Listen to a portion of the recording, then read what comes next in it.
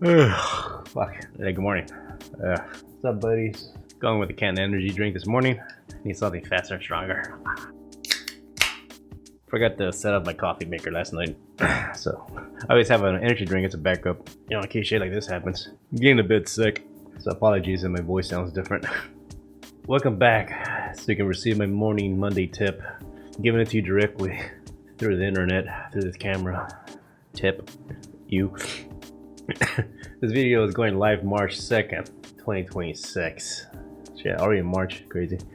Alright, so what the fuck is my morning Monday tip for YouTube content creation, whatever, business advice from random guy on the internet? Alright, this is kind of related to the whole Discord drama thing. I'm sure you guys may know about it by now.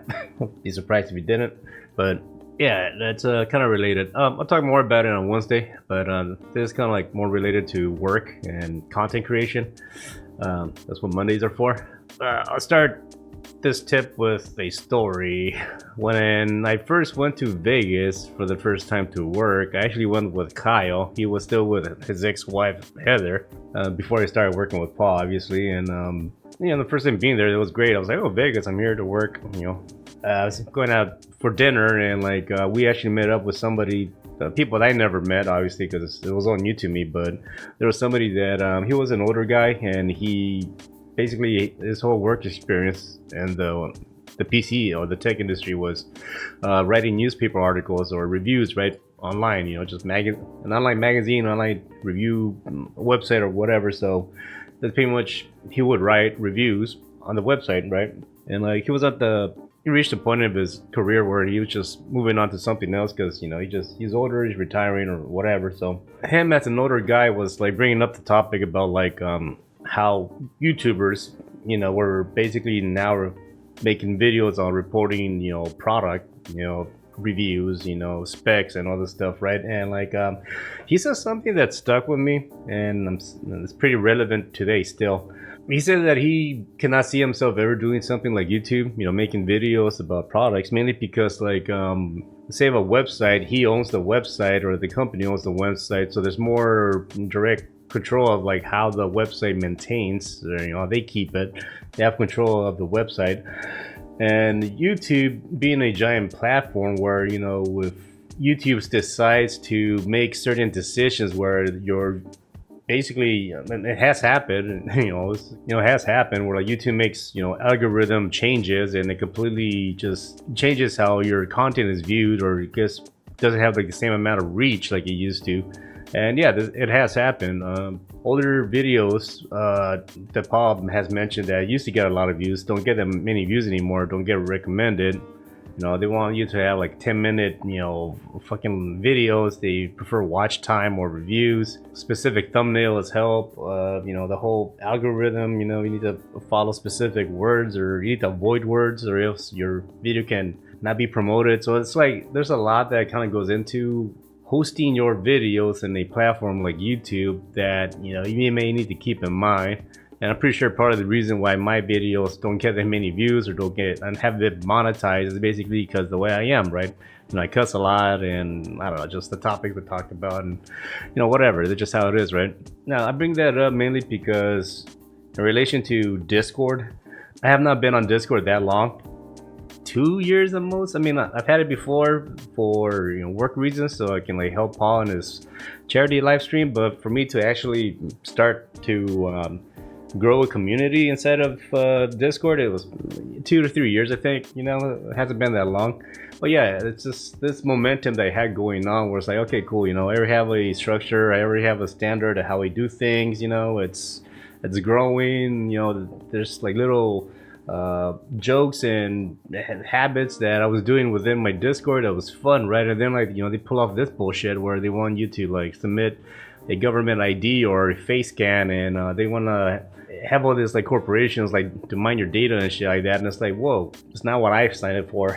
And it's kind of the point I'm trying to get at is the longer you stay stuck to a current platform, say YouTube, for example, if you are making content and you're making videos for your YouTube channel, you have to be accepting of the fact that something can happen down the line where a policy is going to change that you do not like, or it's not going to be in your favor, and you have to be ready to have a plan B, to do something different or post your content somewhere else. I don't know, you just gotta really have that state of mind that this could end for whatever reason, or it can change in a manner that you don't like. A good example of this was when YouTube started, cartoons were big on YouTube, right? There was a lot of like very adult oriented cartoons that were very vulgar, but they were funny, they were done well, right? By teams or just individuals that were making cartoons. And like YouTube completely changed like the algorithm, in the sense like they want people to be producing 10-minute videos, right? For animators that was impossible, right? Because it'll take them like a month or two to like upload a 1 or 2 minute cartoon video, depending. Shit like that you gotta be prepared for. Again, with the whole Discord thing, to me, I don't like it, and I'll talk more about it on Wednesday, right? But in regards to content creation, yeah, there is that state of mind where you gotta like be accepting that you could lose your channel for whatever reason. And part of the reason why I make the videos the way how I do them is because it's not that I don't care, it's more of like I feel more comfortable making the content like how I do it, the way I do it, because if it was something like that was to happen, at least I won't feel like I didn't kill myself to build a channel that's just gonna get destroyed eventually, right? My main focus, honestly, with my channel is more of the communication towards you, the viewer, the guys that have been following me, the guys that leave the comments, the guys that buy me that coffee, the guys that like send me donations, all that stuff is appreciated. I focus more on you, and that's what I try to do with my content. I try to like maintain a communication with you guys, and that's what I want. The overall quality in my videos, I'm okay with doing it the way how I've been doing it, right? You gotta have the attitude that you can leave at any time. It's just how it is, right? So have a backup plan. Maybe find another video sharing and hosting website, and like maybe as you submit your videos here, maybe submit it to somewhere else, or maybe like look into hosting your own website if you want to upload your videos. I don't know, just something to keep in mind. All right, Linus Tech, right? Familiar face. What does he have? He's got Floatplane, right? He created his own like web hosting area. Oh, he has an app now. Oh, that's cool. I didn't know that. Yeah, I mean, obviously he hosts his own videos here, and I think he has like other people like they submit their videos here as well. Corridor Digital, they focus on making VFX type of videos and skits and all that shit. Same thing, they got their own website. You can like create an account with them, and from my understanding, every time you pay your monthly membership, you get like what they call producer points. And with those points, you can vote on the type of videos that they can make next, right? So you kind of have an influence on what they make for their content, So they got other shit going on, which is kind of cool. They have a team, so they got their own little website going on with their content and whatnot. So anyways, the point I guess I'm making is that as you are making your content here on YouTube, keep that in mind that nothing is for sure besides whatever you set in place for yourself. So as you're doing your content for YouTube, might be a good idea for you to either find another website as a backup or learn how to like create your own website or something. I mean, just don't stress about it, but I mean also be aware. Just like with anything, you could lose your job, so maybe have a side hustle or have some money saved up. Anything really, you have a spare in the fucking car, in case you bust a tire. You gotta have a backup. That's just it, right? That's mainly what I'm getting at. Just make sure you have an emergency kit of like, oh shit, YouTube is fucked, so I gotta go somewhere else, or you already have something else in plan, so the transition wouldn't be as bad. But anyways, that's all I got. I love YouTube. It's been good to me. I work with someone that has a big YouTube channel.